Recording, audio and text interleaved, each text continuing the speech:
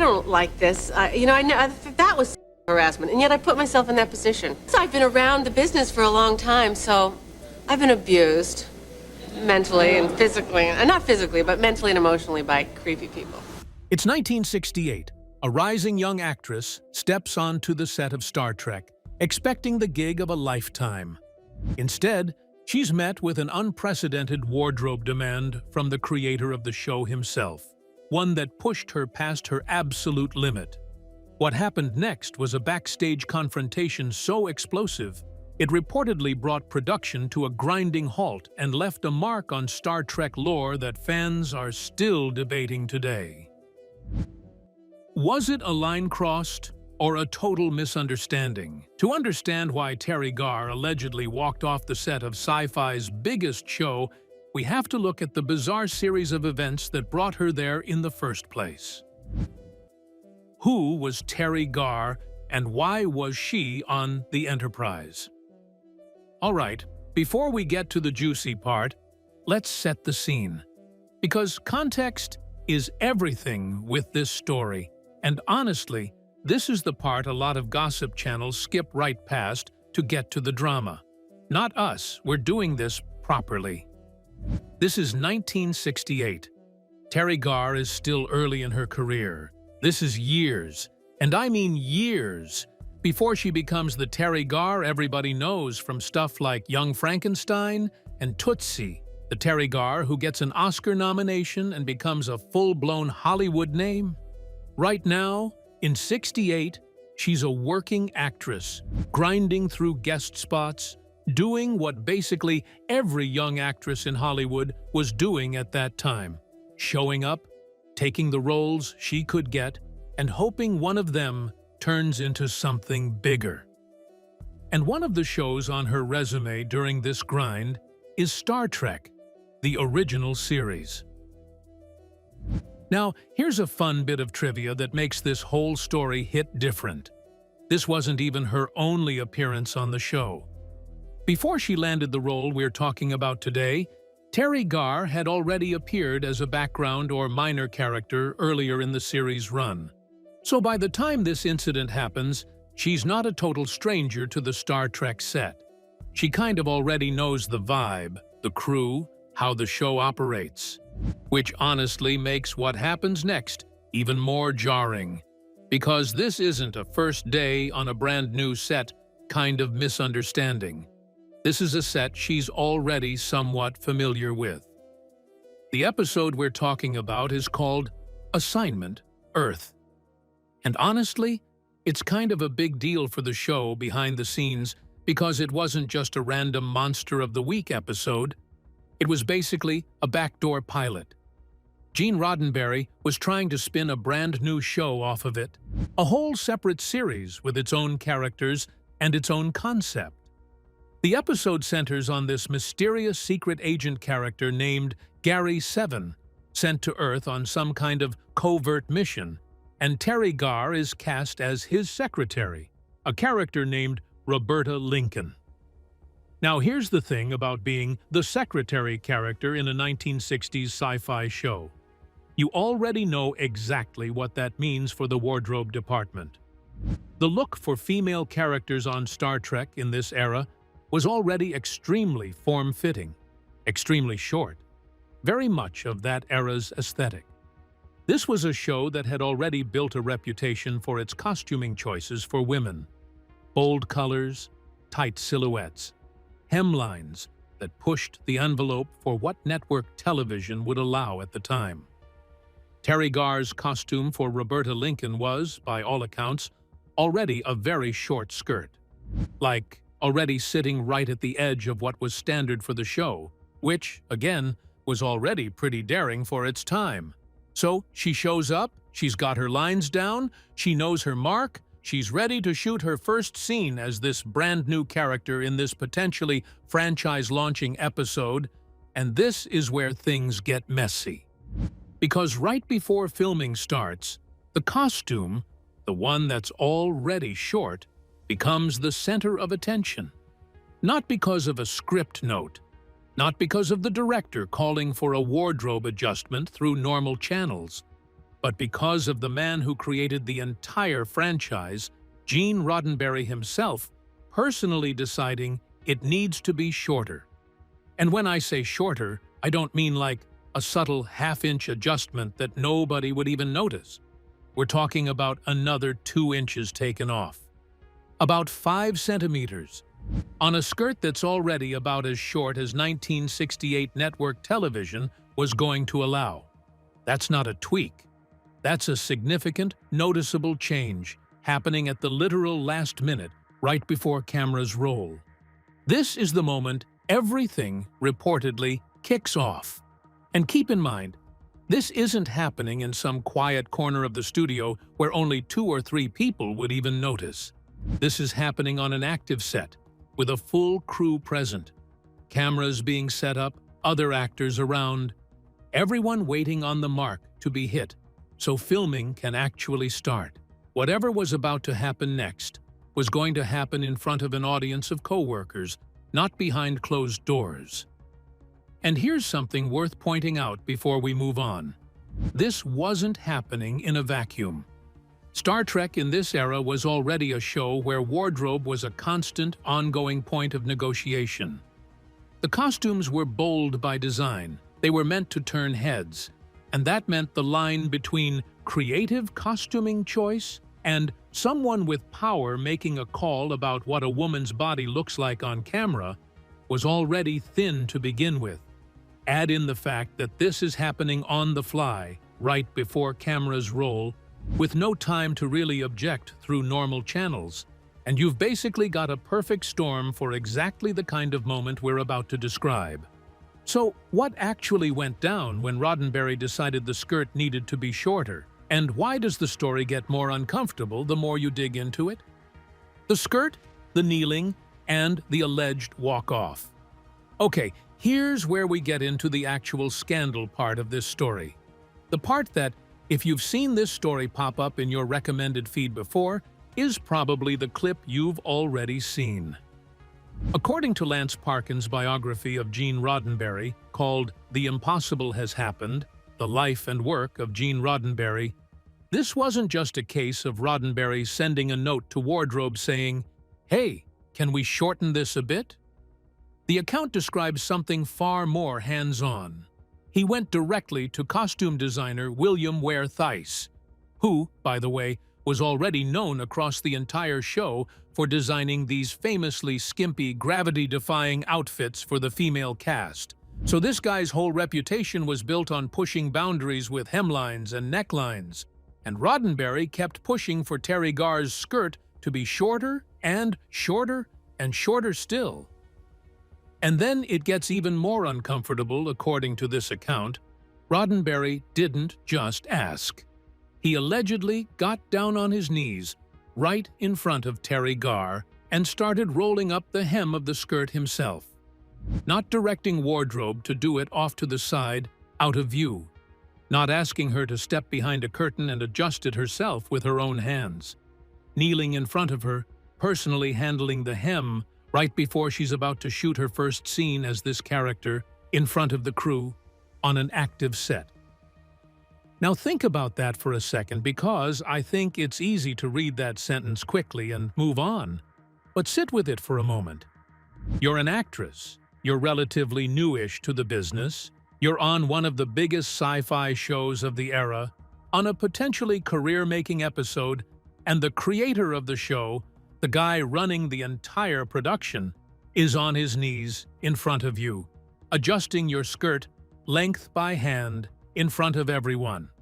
That's not a costume note passed along through the usual chain of command.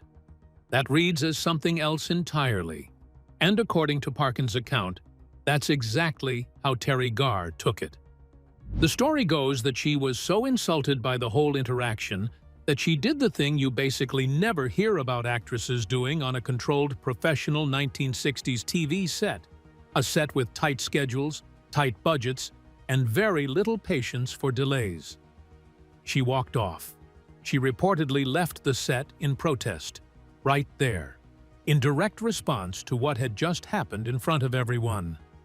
If the account is accurate, it's easy to see why the moment lingered. This wasn't just about altering a costume. It was about a powerful producer making a deeply personal wardrobe adjustment in full view of colleagues. Even without raised voices, that kind of experience could leave someone feeling exposed and humiliated. And look, when you hear "walked off Star Trek's set," your brain probably jumps to some big dramatic scene. Someone storming off in tears, doors slamming, maybe a shouting match with people chasing after her. That's the version that's been repeated across multiple outlets over the years. And it's the version that gets cited over and over again whenever people bring up this story in fan communities, in Star Trek behind-the-scenes compilation videos, in articles about old Hollywood horror stories. It's become basically the official gossip version of what happened that day, the one that's stuck in the collective fan memory. But here's the twist, and this is where the story gets genuinely messy, because not everyone who was actually there that day tells it the same way. And I think it's worth pausing here to point out just how quickly this story has calcified into fact in a lot of corners of the internet. You'll see it in video titles, in forum posts, in wildest behind-the-scenes stories compilations presented flatly, no hedging, as something that just definitively happened exactly this way. And look, it might have. Parkin's biography is a real researched source, not some random tabloid blog, but presented as fact online and confirmed beyond dispute aren't the same thing. And this story is a really good example of why that distinction matters. So was it actually that dramatic? Or is there a completely different version of this story from someone who was standing right there? Wait, did she actually walk off? The conflicting accounts. Okay, so this is the part of the story that I think doesn't get talked about nearly enough, because most gossip roundups just repeat the dramatic walk-off version and move straight on to the aftermath. But there's actually a second eyewitness account out there, and it paints a pretty different picture of that day. Robert H. Justman was the assistant director on Star Trek, which means he wasn't some outside biographer piecing this story together decades later from secondhand sources. He was actually there, on set, running things day to day. And he wrote his own memoir about his time on the show called Inside Star Trek: The Real Story. His version of this exact moment is a lot more subdued, a lot less dramatic than the "she stormed off set" narrative that's become the popular version. According to Justman, Teri Garr didn't react the way Parkin's book describes it. He says she understood the machinations of show business. Basically, his read on the situation was that she got it. She knew how the industry worked. She'd been around long enough to understand that this kind of thing happened. And she didn't outright object in the moment when Roddenberry was fiddling with the costume. No walk-off in his telling, no protest, no dramatic exit from the set. But, and this is the part that I think actually matters most, even in this more restrained version, Justman does say she looked embarrassed when she was called to set. So even in the low-key version of events, even in the account that pushes back on the "she stormed off" narrative, there's still this admission, from someone who was literally there directing the scene, that she was visibly uncomfortable, embarrassed. In front of the cast, the crew, everybody working on set that day. That detail doesn't just disappear, even in the version that downplays the drama. So you've basically got two people's memories of the same moment, and they don't fully line up. One version, the one that gets repeated the most, says it was dramatic enough that she walked off in protest, on the spot. The other version, from someone who was actually standing there running the shoot, says it was more restrained, more professional even. But the discomfort was still very real, and still very visible to the people around her. That shared detail is what makes this story so compelling. While the accounts differ on whether Garr actually walked off, neither paints the interaction as completely routine. Both suggest something happened that left a lasting impression, even if memories of the exact sequence of events evolved over time. And honestly, that's kind of how a lot of these old Hollywood stories work, once you actually go digging past the surface-level version. You've got competing accounts, written years apart, from people with completely different vantage points, and different reasons for remembering things the way they do. Parkin is writing a biography years later, working from sources, interviews, and second-hand accounts pieced together long after the fact. Justman was actually there, on the crew, in the room, but he's also writing his own memoir, decades after the fact, with his own perspective on how the show ran and how people on it behaved, which comes with its own built-in bias toward making the production look more professional than maybe it always was. What we do know, and this is where both versions actually agree, Teri Garr finished shooting the episode.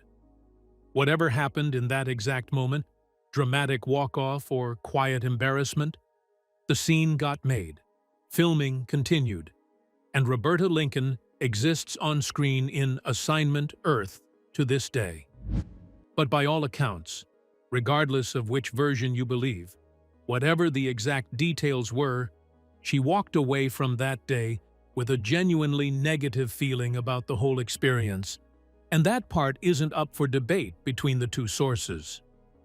And honestly, I think the existence of these two conflicting accounts is part of what makes this such a good story to unpack, rather than just repeat. It would be easy to just run with the more dramatic version. It's punchier, it's more shareable, it makes for a better thumbnail. But the more interesting truth here is that even the boring version, the one where nobody storms off anywhere, still ends with an actress standing on set looking embarrassed in front of her co-workers. The drama isn't really about whether she walked 10 feet away from her mark. It's about what put that look on her face in the first place. So if she finished the episode either way, what did Teri Garr actually think about Star Trek after that, once the cameras stopped rolling? The aftermath. Teri Garr wanted nothing to do with Star Trek ever again. Okay, so here's where the story gets its real payoff. Because whatever exactly happened on that setback in 1968, the aftermath tells you basically everything you need to know about how Teri Garr actually felt about the whole experience, long after the cameras stopped rolling. She basically never wanted to talk about Star Trek again, at all. In an interview with Starlog magazine, which, for anyone who doesn't know, was basically the Sci-Fi fan magazine of its era, the place where actors would go to gush about their beloved genre roles, she was asked about her time on the show, and her response was pretty telling. She said, quote, "I did that years ago, and I mostly deny I ever did it." Think about that phrasing for a second, because it's a genuinely wild thing to say about a role on one of the most iconic franchises in television history. She's not saying, oh, it was fine, just a job, moving on. She's saying she basically pretends it didn't happen. That's not the response of someone who has warm, nostalgic memories of being part of one of the most beloved sci-fi franchises in history. A franchise that, by the time she's giving this interview, has already exploded into a massive cultural phenomenon with movies, conventions, and a rabid fan base.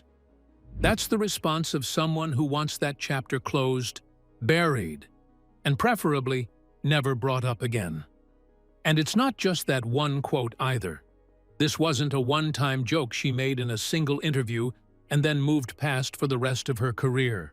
By multiple accounts, she never went back to the Star Trek franchise in any capacity, ever. No conventions, no cameos in later spin-off shows, no nostalgic anniversary specials, nothing.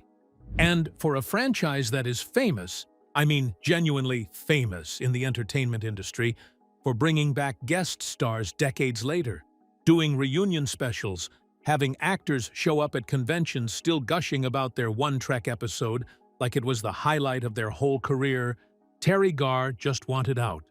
Permanently. No looking back, no revisiting, no cashing in on the nostalgia circuit, the way so many of her fellow guest stars from that era happily did.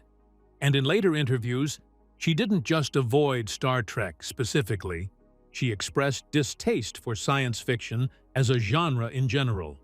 Which, when you really think about it, makes a lot of sense if your first real substantial brush with sci-fi as a genre came packaged with an uncomfortable, degrading experience right there on set.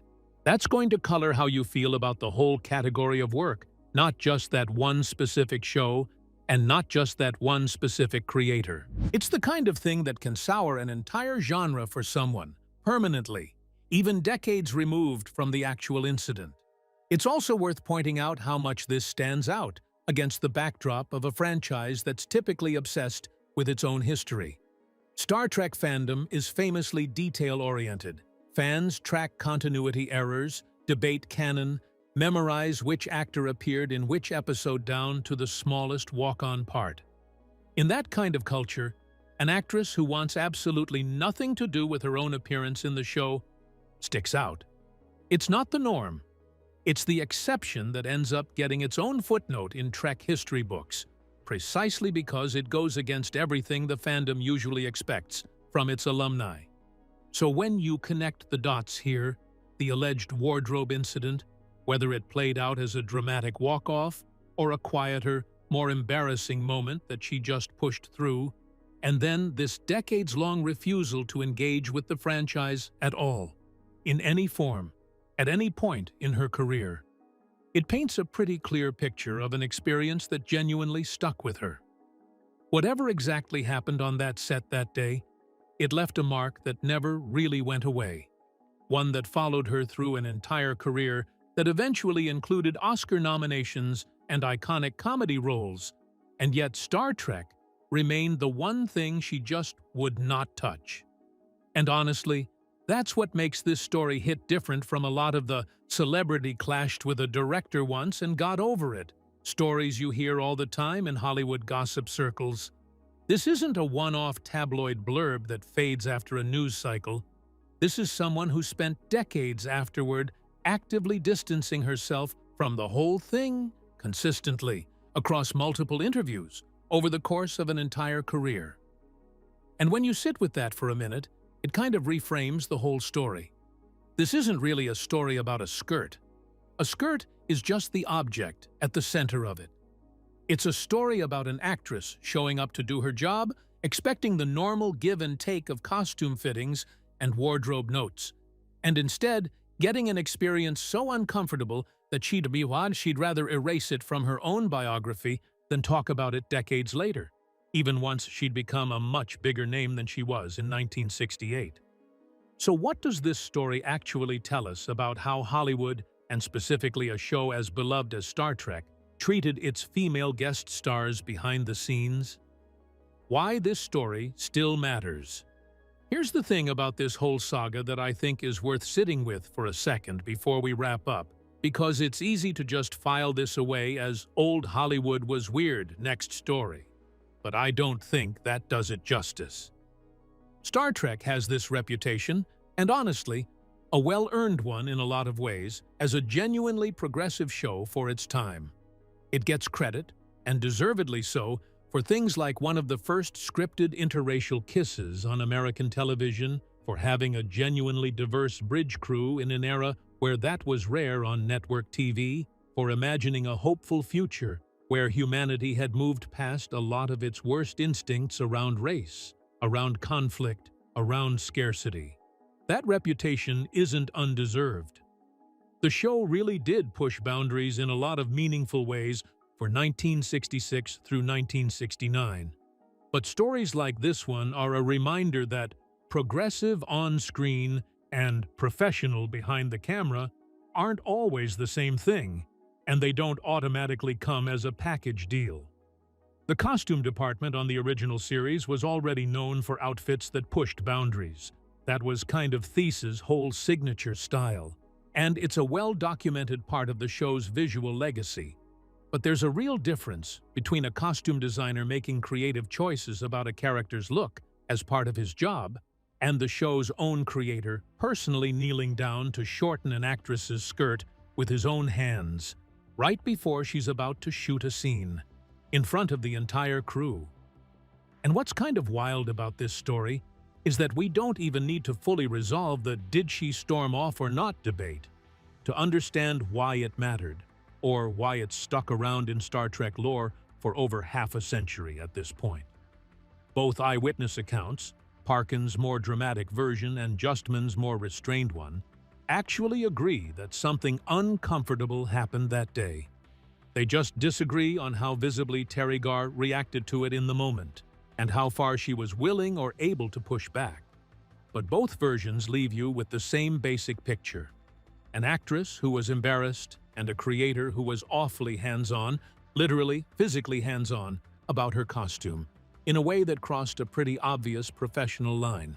It's also worth remembering the context of 1968 here. The power dynamics on a set like this were exactly what you'd expect for the era. The creator and showrunner sitting at the very top of the hierarchy, with total creative and professional control, and a guest actress with way less leverage, way less job security, and way more to lose professionally by making a scene or getting a reputation as difficult. So even in Justman's account, where she doesn't dramatically walk off, the fact that she still looked visibly embarrassed tells you she probably didn't feel like she had much room to push back any harder than that, even if she wanted to. There's also something worth noting about how differently this whole thing might have played out if the roles were reversed. If it had been a lower-level crew member kneeling down to adjust a leading actress's costume without asking, rather than the most powerful person on the entire production doing it to a guest star with comparatively little standing. The imbalance of power here isn't a side detail.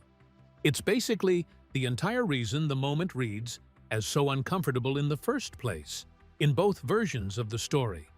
And that's honestly what makes her later comments hit so hard decades on. That Starlog quote, "I mostly deny I ever did it," isn't just a throwaway joke for a fan magazine. It's someone who, years and years later, with an entire successful career behind her, is still processing an experience she'd rather pretend never happened at all. That's not nothing. That's a pretty telling window into how deeply this one moment on one set, on one afternoon in 1968, actually affected her.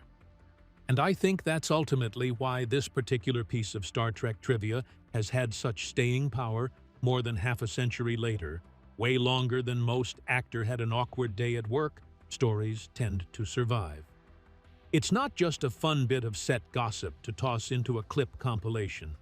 It's a small, very specific window into what it could actually be like to be a young actress on a hit show in 1968, with very little power, working for a man who had absolute creative control over everything from the storylines to, apparently, the exact inseam of your costume.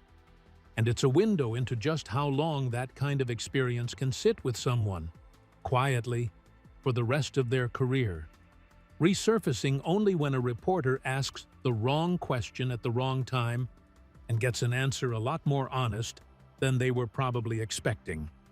So knowing all of that, what do you think actually happened on that set? So that's the story.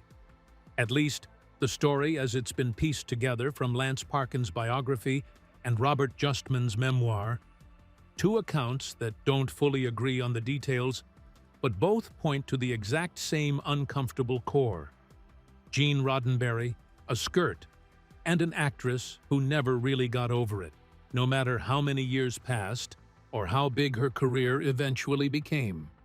Whether Teri Garr stormed off in protest or just quietly endured an embarrassing moment and pushed through the scene, one thing is clear from every account we have: she wanted absolutely nothing to do with Star Trek ever again, for the rest of her life.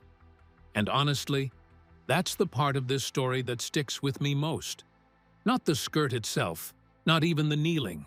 It's the fact that decades later, with an Oscar nomination and a full, successful career behind her, she still couldn't talk about that one afternoon without wanting to pretend it never happened at all. If you like this deep dive into old Hollywood's messiest behind-the-scenes moments, smash that like button, subscribe if you're new here so you don't miss the next one, and drop a comment telling me which version of the story you believe, the dramatic walk-off or the quieter, more uncomfortable version. And while you're down there, let me know which classic Hollywood set drama you want me to cover next, because I've got a list, and I'm ready to keep digging. See you in the next video.